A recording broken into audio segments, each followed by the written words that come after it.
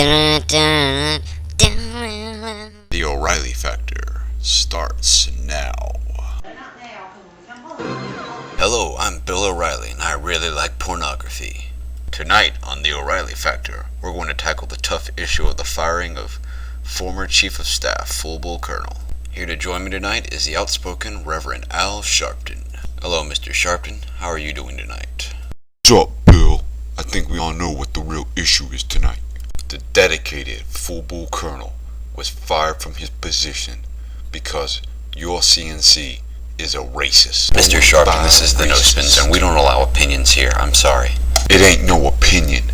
It a fact. I happen to disagree. I think it was completely just.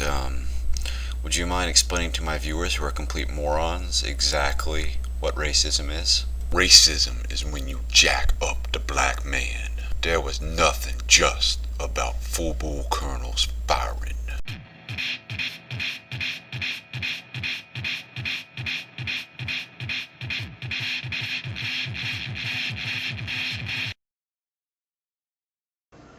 Hello, I'm Reverend Al Sharpton for People for the Ethical Treatment of Animals. Many people think that animals raised for food live outdoors on family farms and lead a pretty good life. That might have been true when I was a kid, but not now. Do you know that today chickens raised by KFC spend their entire lives living crammed together in giant warehouses called factory farms? You're probably thinking, Reverend Al, why would they do something like that? And how can they get away with it? It's the birds who suffer so the executives can get rich. KFC, that's foul.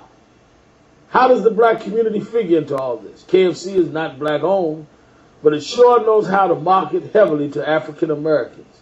And KFC announced at its investor meeting that it intends to push itself on us even harder. Obviously, they're hoping we won't care about what they do to the underdog, or in this case, the under-chicken. But after you watch this video, you'll see that while the KFC does to chickens may not break any law, it's just plain wrong.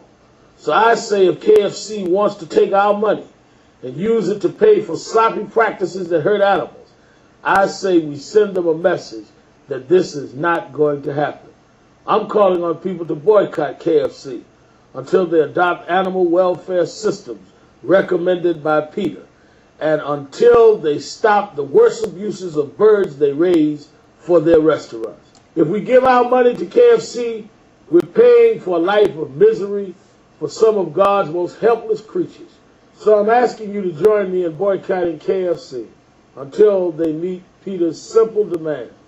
Give animals more room, stop the drugs, and stop scalding them alive. For pity's sake, knock these birds out, KFC. Until they do those things, let's take our business elsewhere and tell KFC cruelty to animals is foul. And visit KentuckyFriedCruelty.com to learn about the changes PETA and I are asking KFC to make. Thank you.